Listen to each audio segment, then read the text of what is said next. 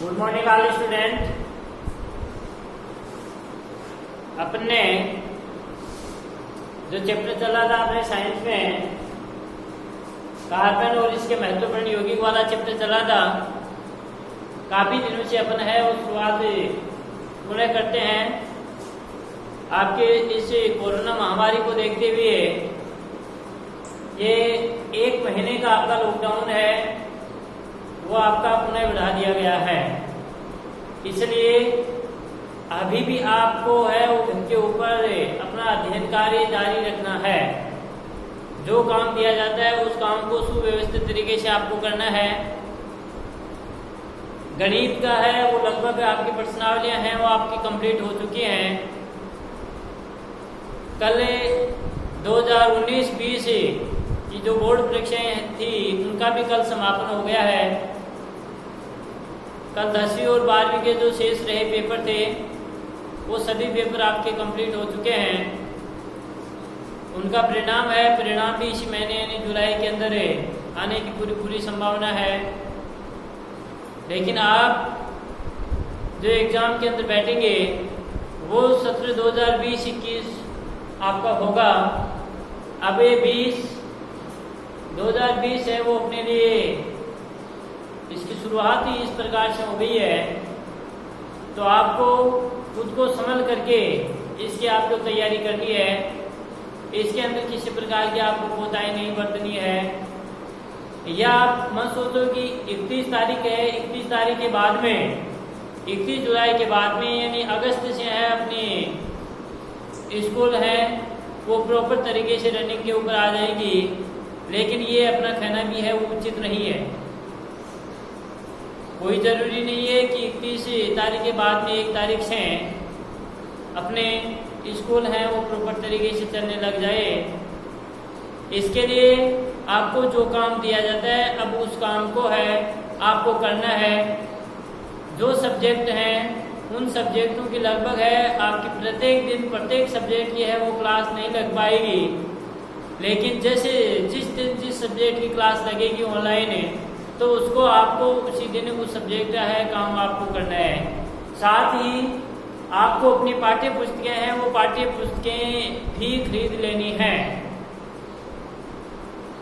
किताब है क्लास 10 और 12 का सिलेबस है वो आपका परिवर्तित नहीं हुआ है, चेंज नहीं हुआ है, पहले वाला ही है। तो पहले वाले या तो पुराने बच्चों से ले आए या जो दुकान है स्टेशनरी की उनके ऊपर भी ये अवेलेबल है तो उनसे भी आप खरीद सकते हैं। जो लोकल क्लासें हैं छोटी क्लासें हैं उन्हें का सिलेबस है वो आपका चेंज हो गया है। यानी कक्षा 11 है, कक्षा 9th है, 8th है, 7th है, 6 है, सभी का सिलेबस है वो आपका चेंज हो गया है। जो NCERT का सिलेबस अपने पहले भी चला था वो सिलेबस आपका आ गया है और मार्केट के अंदर भी आपका उपलब्ध है।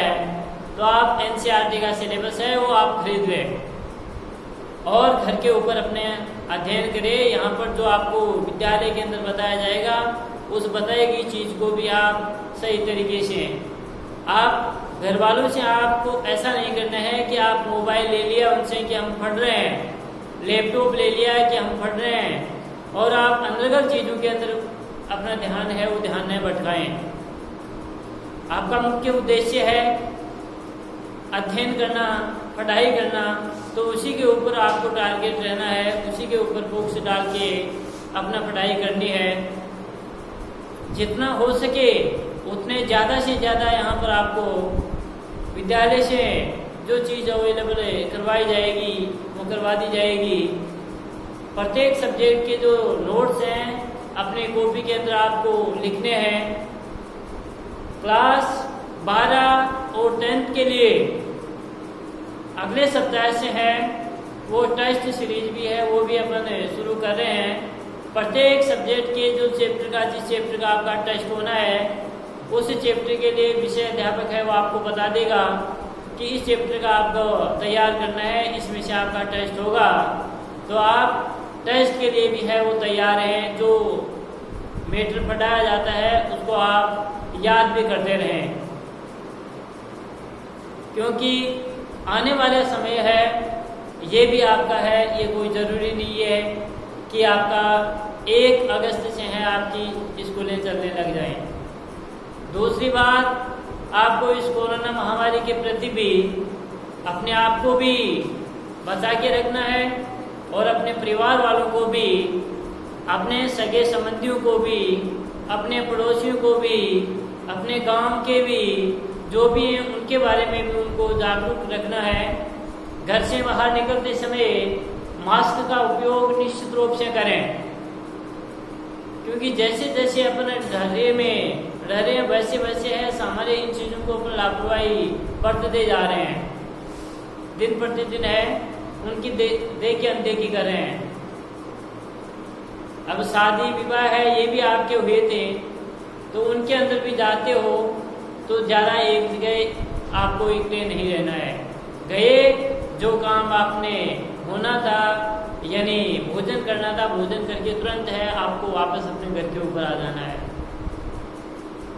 क्योंकि ये समय है, ये समय आप जितने ज़्यादा जागरूक होगे खुद और किसी दूसरे को करोगे उतना ही अपन है अपने आप को बचा पाएंगे, वरना इस कोरोना से अपन नहीं बच सकेंगे।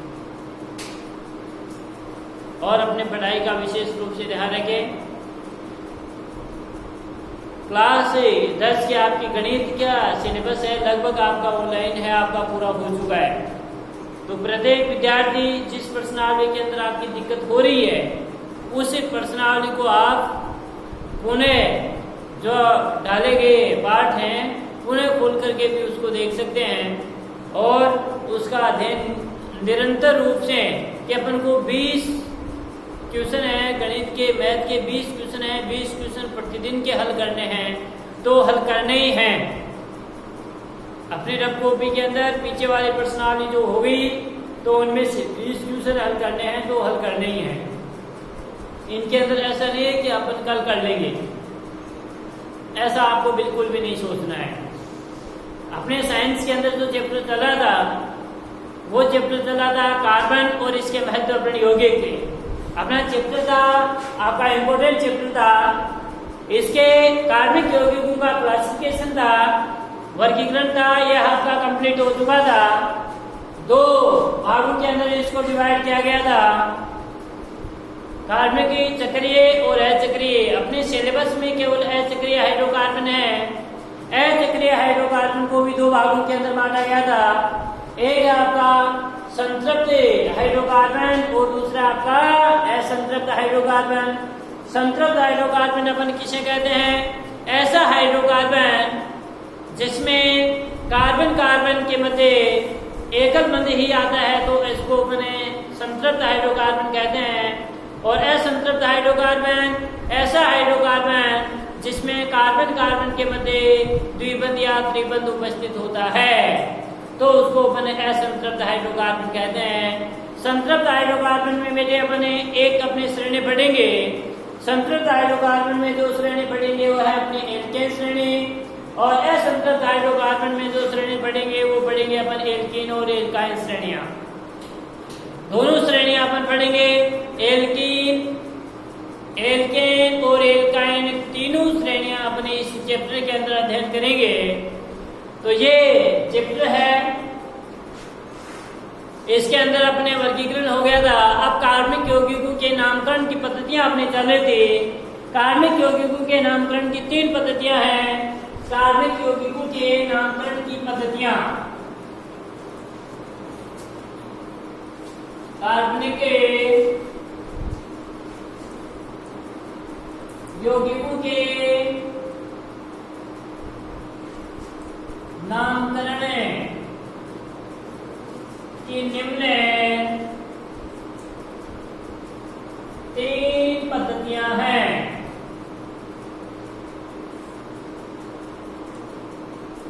तीन पद्धतियां हैं। कार्बनिक यौगिकों के नामकरण की 3 पद्धतियां हैं। उनके अंदर पहली पद्धति है वह आपकी रूट पद्धति, दूसरी है व्युत्पन्न पद्धति और तीसरी है अपनी IUPAC पद्धति। क्वेश्चन अपना सिलेबस में आना है, बोर्ड के अंदर भी जो क्वेश्चन आना है वो क्वेश्चन आएगा अपनी IUPAC पद्धति से। IUPAC का पूरा नाम होता है international union of pure and applied chemistry, अर्थात हिंदी के अंदर इसका नाम होगा अंतर्राष्ट्रीय विशुद्ध और अनुप्रयुक्त रसायन संघ। इसके अनुसार अपन इन यौगिकों के नामकरण पढ़ेंगे। IUPAC पद्धति के अनुसार इन यौगिकों के नामकरण अपन पढ़ेंगे। तो पहली पद्धति है आपकी रूढ़ पद्धति, रूढ़ पद्धति। दूसरी है व्युत्पन्न पद्धति और तीसरी है IUPAC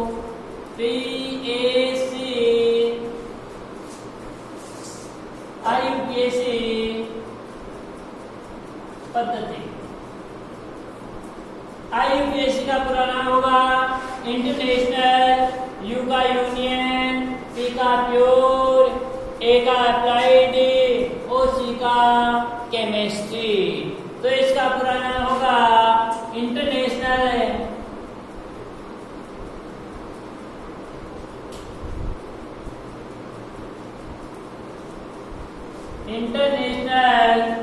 यूनियन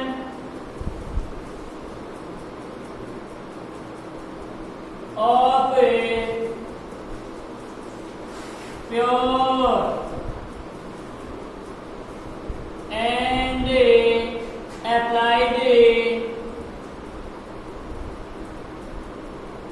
applied chemistry।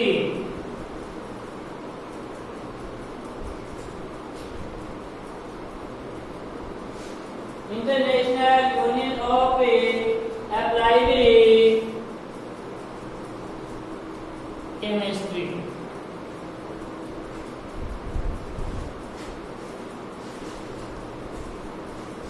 देखो आई का इंटरनेशनल, यू का यूनियन, पी का प्योर, ए का अप्लाइड और सी का केमिस्ट्री। इसका पूरा नाम है, फुल नेम है, वो भी आपका आता है कि IUPAC का पूरा नाम क्या है। तो IUPAC का पूरा नाम क्या है? International union of pure and applied chemistry. क्या है? International union of pure and applied chemistry IUPAC का पूरा नाम है। तो बेटे पहली पद्धति अपन पढ़ेंगे, वो आपकी पहली पद्धति है कौन सी? रूढ़ पद्धति। रूढ़ पद्धति में इन कार्बनिक यौगिकों का नामकरण है उसी के आधार पर जिस जहां पर इसकी प्राप्ति हुई ना, प्राप्ति स्रोत के आधार के ऊपर इसका नाम है वो आपका रख दिया गया है। इसको अपन कहते हैं रूढ़ पद्धति। तो पहली है अपनी रूढ़ पद्धति, लेकिन क्वेश्चन है वो आपका IUPAC पद्धति में इसे ही आपका पूछा जाता है रूढ़ पद्धति।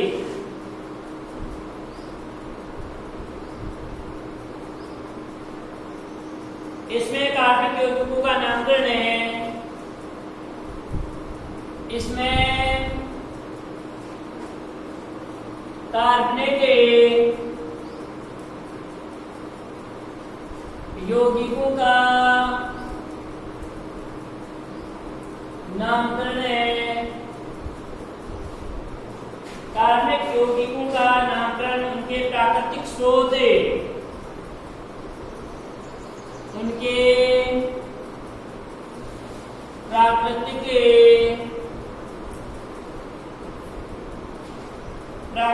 स्रोत अथवा गुणों के आधार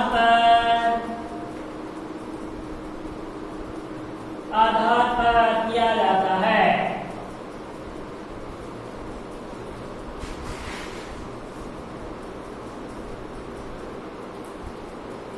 रूढ़ पद्धति इसमें कार्बनिक यौगिकों का नामकरण है, वो नामकरण या तो इनके प्राकृतिक स्रोत है, भाई ये कार्बनिक यौगिक कहाँ से प्राप्त हुआ है, कार्बनिक स्रोत अथवा उनके गुणों के आधार पर क्या किया जाता है, इनका नामकरण किया जाता है। देखो अगर पूछेंगे यौगिक पढ़ेंगे और इनके नामकरण भी पढ़ेंगे।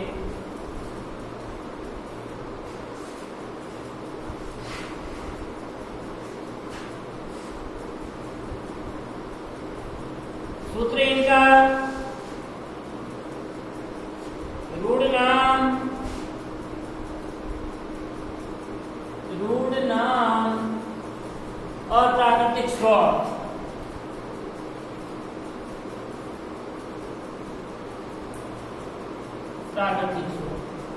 पहला विषय सूत्र है वह अपना जैसे आपका मेथेन है जिसका एब्रिविएशन नाम CH4, इसका रूट नाम है मार्स गैस।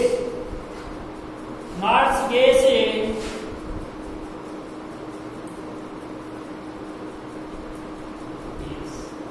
एब्रिविएशन नाम है इसका मेथेन, लेकिन रूट नाम है इसका मार्स गैस।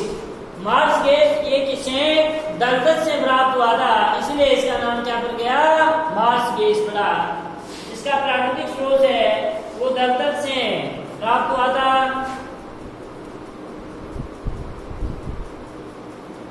दलदल से प्राप्त, और एक यह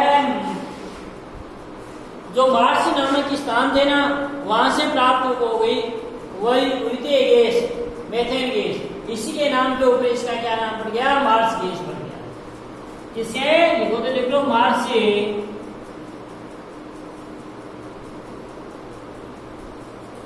स्थानों से प्राप्त, इसीलिए इसका नाम क्या पड़ गया, मार्स गैस पड़ गया। सेकंड है वो आपका एसिटिक अम्ल है CH3COOH, एसिटिक अम्ल। ये एसिटिक अम्ल है, इसको अपने इसका नाम है, रूट नाम है वो भी आपका एसिटिक अम्ल है।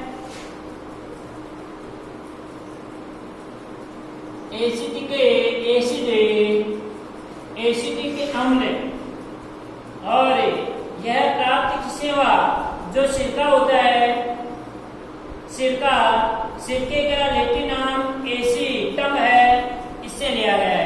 सिरके का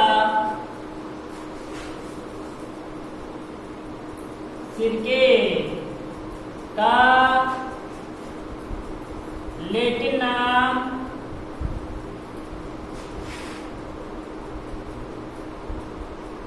एसिटम से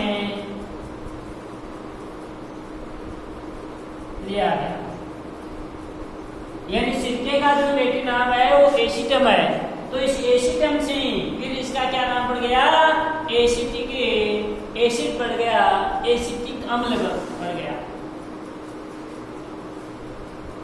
दूसरा जैसे कास्टिक CH3OH, जिसका एब्रिविएशन नाम है इसका मेथेनॉल, इसका रूट नाम है कास्ट स्प्रेड, रूट नाम है इसका कास्ट स्प्रेड।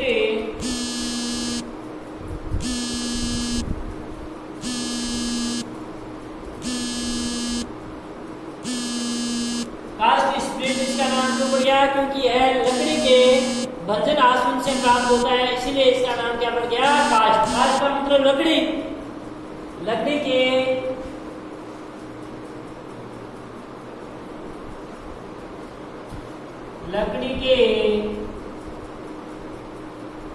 बंजर आसवन से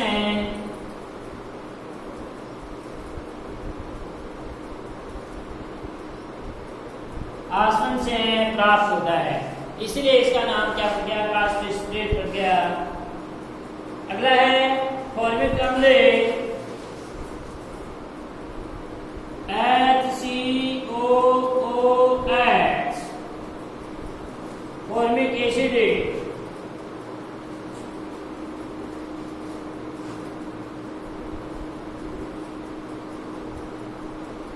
फॉर्मिक अम्ल, ये देखो फॉर्मिक अम्ल है वो चींटी से प्राप्त होता है, अर्थात चींटी को अपन फॉर्मिका कहते हैं। तो इसी के नाम के ऊपर क्या पड़ गया, ये फॉर्मिक अम्ल बन गया। यानी फॉर्मिका चींटी को फॉर्मिका, उसके अंदर चींटी, चीटी से भूमिका से प्राप्त।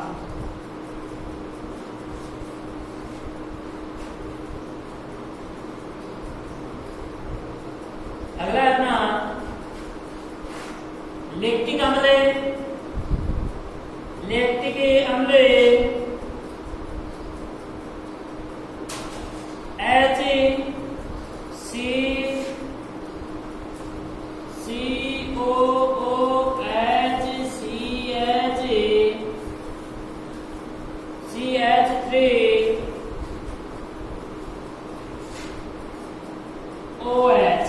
ये देखो लैक्टिक अम्ल का सूत्र है और यह इसका नाम वैसे लैक्टिक अम्ल है और ये लैक्टम क्या है, दूध है।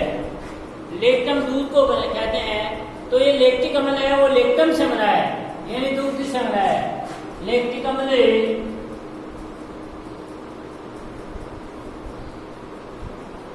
लैक्टिक अम्ल और लैक्टम लैक्टम दूध, लैक्टम से बना है। तो लैक्टम का मतलब है दूध। तो ये कुछ अपने रूढ़ नाम है। अब देखो क्वेश्चन ये ऐसे आ जाए कि ये मानो आता तो पूछा तो नहीं जाता है, लेकिन मार्क्स केस है तो मार्क्स केस का सूत्र लिखिए। मार्क्स केस का सूत्र क्या है, CH4। कहां से, मार्सी नामक दलदल वाले स्थान होते हैं ना, उनको मार्सी कहते हैं। तो ये मार्सी नामक के दलदल वाले स्थान से प्राप्त हुए थे, इसलिए मार्स के ऊपर इसकी क्या पड़ गया, मार्स गैस नाम पड़ गया। एसिटिक अम्ल है वो सिरके का जो लिक्विड नाम है वो एसिटम होता है। तो सिरके से प्राप्त होता है एसिटिक अम्ल। तो ये एसिटम से क्या बन गया, एसिटिक अम्ल बन गया। समझ में आ गया। यानी इसके प्राकृतिक स्रोत के आधार के ऊपर भाई सिरके का लैटिन नाम एसिटम होता है और ये क्या है, एसिटिक अम्ल है। तो एसिटिक अम्ल किससे बना है, सिरके के लैटिन नाम से। सिरके का लैटिन नाम क्या है, एसिटम है। तो एसिटम से आपका एसिटिक अम्ल बन गया। इसी प्रकार से कास्ट का मतलब लकड़ी होता है। ये जो CH3OH है, मेथिनोल है, ये लकड़ी के बंधन आसन से प्राप्त होता है, इसीलिए इसका क्या नाम दिया, कास्ट लकड़ी, लकड़ी, इसलिए इसको कास्ट स्प्रेड। इसी प्रकार से फॉर्मिक अम्ल है। ये फॉर्मिक अम्ल फॉर्मिका जिसको अपन चीटी कहते हैं, चीटी से प्राप्त होता है, इसलिए इसको क्या कहते हैं, फॉर्मिक अम्ल कहते हैं।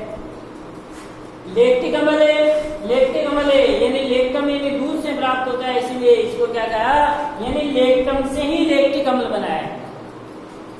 लैक्टम से ही क्या बना है, लैक्टिक अम्ल बना है। तो ये कुछ एक अपने क्या थे, रूढ़ नाम, रूढ़ नाम यानी रूढ़ नाम किसी के ऊपर जहां पर कोई प्राकृतिक कार्बनिक यौगिक जहां पर प्राप्त होता है ना, उस प्राप्ति स्रोत के आधार के ऊपर इसका क्या रख दिया गया है, नाम रख दिया गया है। जैसे ये आपका मार्स गैस, तो मार्सी नामक स्थान से प्राप्त है, इसलिए इसका नाम क्या पड़ गया, मार्सी गैस। यानी जिस स्थान से प्राप्त होता है ना, उसी के ऊपर इसका नाम रख दिया गया है। ये था अपना रूढ़ नाम। अगला नामकरण पद्धति आती है, वो है अपने व्युत्पन्न पद्धति।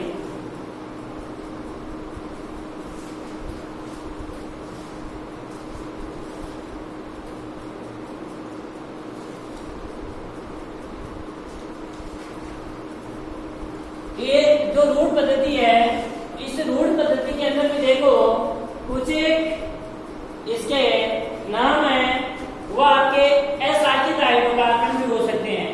तो असाकित हाइड्रोकार्बन को नॉर्मल या एन यौगिक कहते हैं, नॉर्मल या एन यौगिक के नाम से। इससे पहले अपन क्या लगाते हैं, एन लगाते हैं। जैसे आपका आइसो, नीरो, इनका अपन प्रयोग है इसके अंदर करेंगे, कुछ एक साकित होंगे उनके लिए।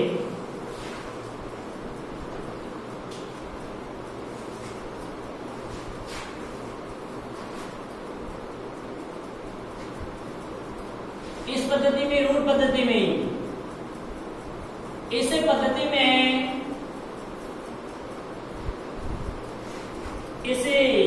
पद्धति में असाकित हाइड्रोकार्बन को अशाखित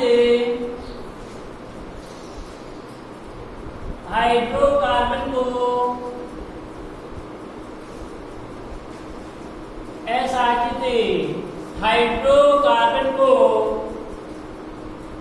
नॉर्मल या एन यौगिक कहते हैं।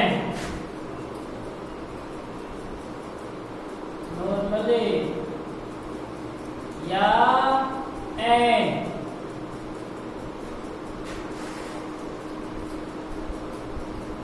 यौगिक कहते हैं।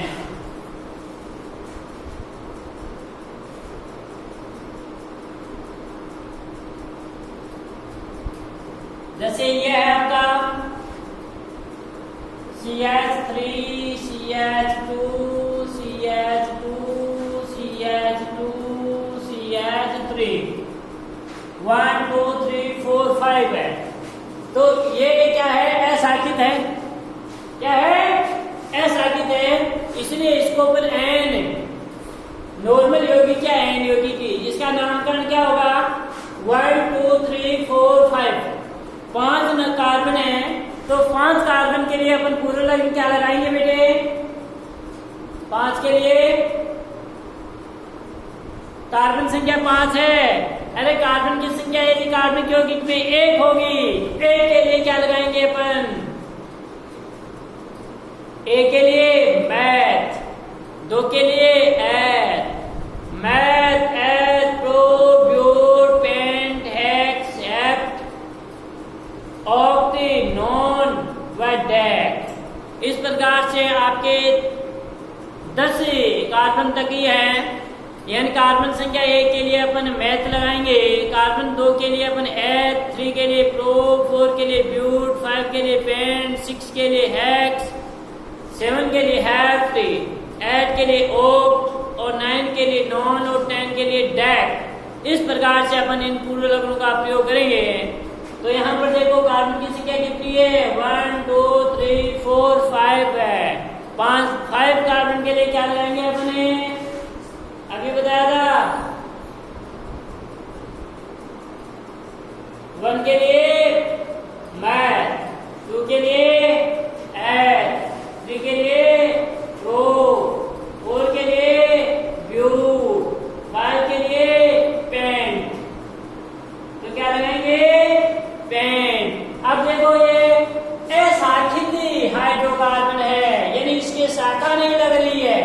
यदि जैसे पेड़ के ब्रांच होती हैं, एक स्तंभ एक होता है लेकिन इसके ब्रांचों के अंदर डिवाइड हो जाता है, ठीक इसी प्रकार से इसके भी शाखाएं लग जाती। तो अपन अभी बढ़ेंगे, आइसो और नियो लगाएंगे, लेकिन इसके शाखा नहीं है बेटे, शाखा नहीं है, अशाखित है। तो अशाखित है तो मैंने बोला ना अशाखित के लिए नॉर्मल अपन एन का प्रयोग करेंगे। तो मैं इसको ऐसे लिख सकता हूँ, इसका नाम क्या लिखूंगे? एन। एन लिखिए, एन का मतलब नॉर्मल एन, और ये 5 कार्बन है, 5 के लिए क्या होगा? पेंट। पेंट और एन क्या होगा? एकलपद है, पेंटेन। तो इसका नाम क्या होगा? N pentane. क्या है? N pentane. क्योंकि अशाखित है, अशाखित के लिए अपन नॉर्मल या एन का प्रयोग करेंगे। यदि शाखित है, शाखित समय वाले को अपन क्या कहेंगे? उसको अपने आइसो कहते हैं। क्या कहते हैं? आइसो। जैसे आपका इस प्रकार का वो समूह है, यह आपका CH, CH3, CH3 1 2। ये देखो ये श्रृंखला है। अब इधर आपके कार्बनिक यौगिक बहुत सारे CH3 CH2 CH2 CH2 CH3 हो सकते हैं। कितने हो सकते हैं? लेकिन यदि 2 मेथिल समूह इसके प्रतिस्थापी के रूप में हो, कितने? 2 मेथिल समूह यदि प्रतिस्थापी के रूप में हो, तो इसके लिए अपन आइसो लगाएंगे। क्या लगाएंगे? आइसो लगाएंगे। तो इसका नाम क्या होगा? आइसो। अब 2 रखेंगे तो वहां पर आइसो, और यदि 3 लग जाएंगे तो उसके लिए क्या लगाएंगे अपन? नियो। क्या लगाएंगे? नियो। तो इस समूह को अपन क्या कहते हैं? आइसो कहते हैं। जैसे इसके नाम पर मैं आपको पूछूं तो यही है, पेंटेन का अपन ले रहे हैं तो ये आपका CH3 CH3 CH3 CH3 CH2 CH2 1 2 3 4 5 यह है।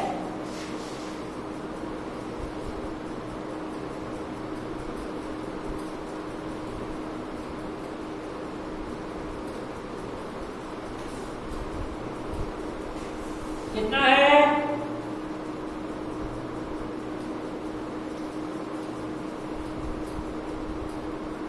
CH3 इसके कितने लग रहे हैं?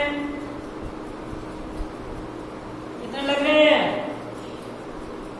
1 और 2, 2 प्रतिस्थापी के रूप में है ना, उसके एक ही था, इसलिए अपन यदि ऐसा हो, ये एक अपन ये प्रदर्शित करा है कि CH3 समूह इस तरह टूटते जाएंगे। लेकिन अपने कार्बन की विशेषता के अंदर अपन ने पढ़ा था कि कार्बन चतुसंयोजी होता है, कार्बन की 4 संयोजकताएं होती हैं, तो कार्बन की 4 संयोजकताएं ही होनी चाहिए बेटे। ये देखो कार्बन है, इसकी देखो 3 तो हाइड्रोजन के द्वारा संतुष्ट हो गई, और ये की कितने हो गई? 4। इसकी भी देखो 1 2 और 3 हाइड्रोजन कितने हो गई? यहाँ पर 3 नहीं है, ये गलत है। क्या ये सही है क्या? देखो 1 2 3 और 3 6 हो गई ना, 3 और 3 6। जबकि कार्बन तो क्या होता है? चतुसंयोजी होता है, 4 संयोजकताएं होती है। तो इस प्रकार से आपको ध्यान रखना चाहिए कि कार्बन चतुसंयोजी होता है, 1 2 और 3 5 होगा। सर कितने हो गए? 5। जबकि 5 नहीं होने चाहिए, कितने होने चाहिए? 4 होने चाहिए, क्योंकि कार्बन चतुसंयोजी होता है।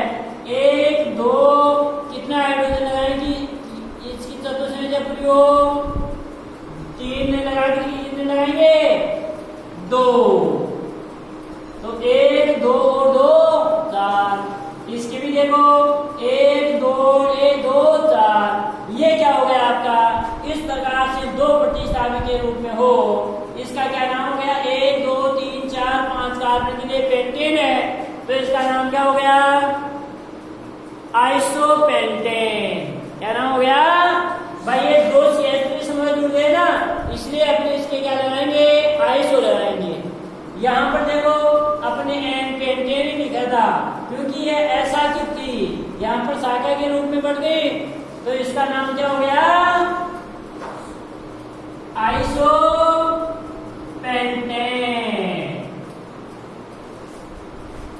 आइसोपेंटेन।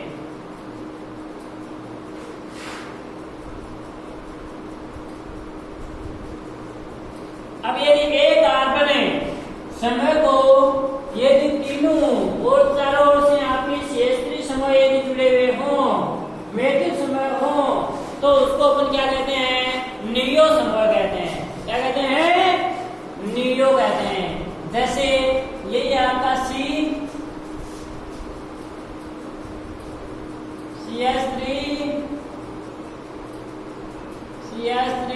और ये CH और ये, तो ये समय इसमें तो देखो बेटे, इस समय में तो 1 और 2 कार्बन थे, CH3 समय थे, इसमें देखो 1 2 और 3 हो गए, इसलिए इसको अपन क्या कहते हैं? नियो कहेंगे। इस ऐसा यदि समूह हो, दोनों में अंतर देखना, यदि एक कार्बन के ऊपर 2 CH3 समूह है, तो उसको तो अपन क्या कहेंगे? आइसो। एक कार्बन के ऊपर यदि 3 CH3 समूह है, तो उसको अपन क्या कहेंगे? नियो। क्या कहेंगे? नियो। अब इधर आपकी कार्बन श्रृंखला जुड़ती जाएगी थे, कितने जुड़ो, तो ये क्या है? इसको क्या कहते हैं? नियो कहते हैं। ये नियो समूह है।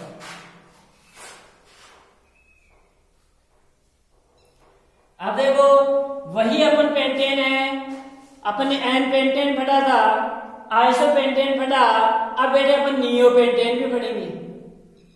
क्या पढ़ेंगे? नियोपेंटेन। देखो यह आपका कार्बन है CH3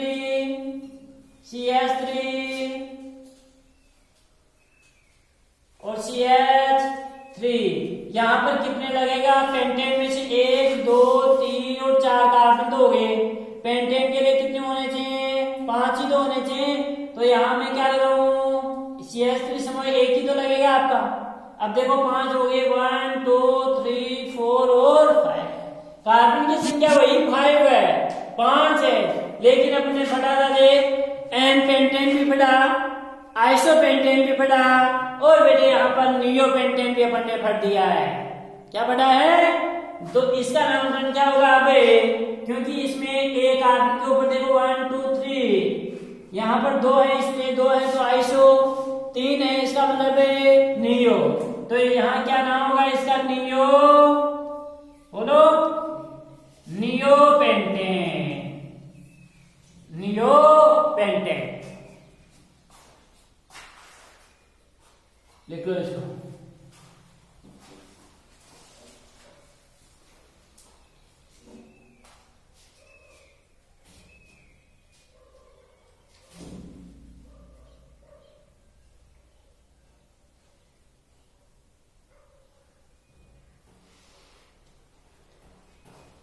नियोपेंटेन।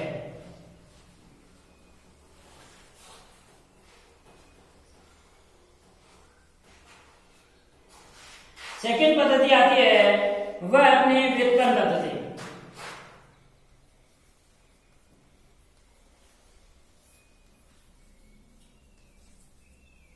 व्युत्पन्न पद्धति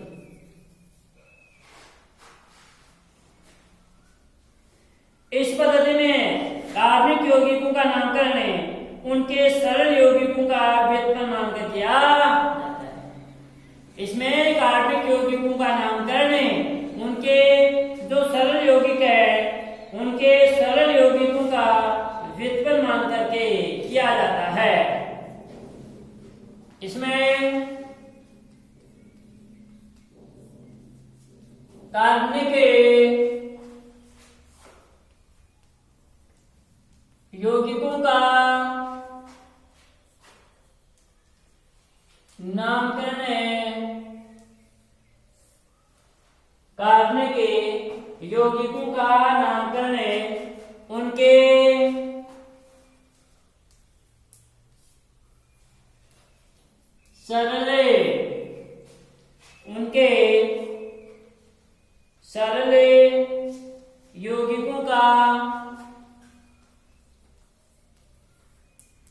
सरल यौगिकों का व्युत्पन्न मानकर किया जाता है। सरल यौगिकों का व्युत्पन्न मान करके किया जाता है।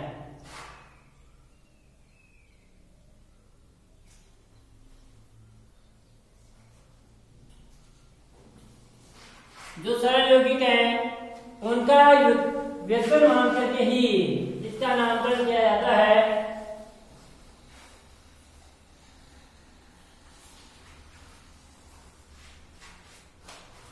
देखो सरल यौगिक का व्युत्पन्न है वह उसके व्युत्पन्न का नाम। जो सरल यौगिक है जैसे मेथेन है तो मेथेन जो है उस सरल यौगिक का व्युत्पन्न होगा वो आगा यानी मेथेन लगा दिया, जैसे CH3 CH3 और CH3। तो यानी जितना है उतने जैसे ट्राइमेथिल मेथेन हो गया। 3 है 1 होता है, 1 यदि वही प्रतिस्थापित समय है तो 1 के लिए अपन मोनो लगाते हैं, 2 के लिए डाई लगाते हैं और 3 के लिए ट्राई लगाते हैं, 4 के लिए अपन क्या लगाते हैं? टेट्रा लगाते हैं। तो जो यदि सरल यौगिक है इसमें कार्बनिक यौगिकों का नामकरण उनके सरल यौगिकों का व्युत्पन्न मान करके किया जाता है। तो ये जो व्युत्पन्न पद्धति है उसको अपने अगली क्लास यानी कल वाली क्लास के अंदर पढ़ेंगे। Thank you.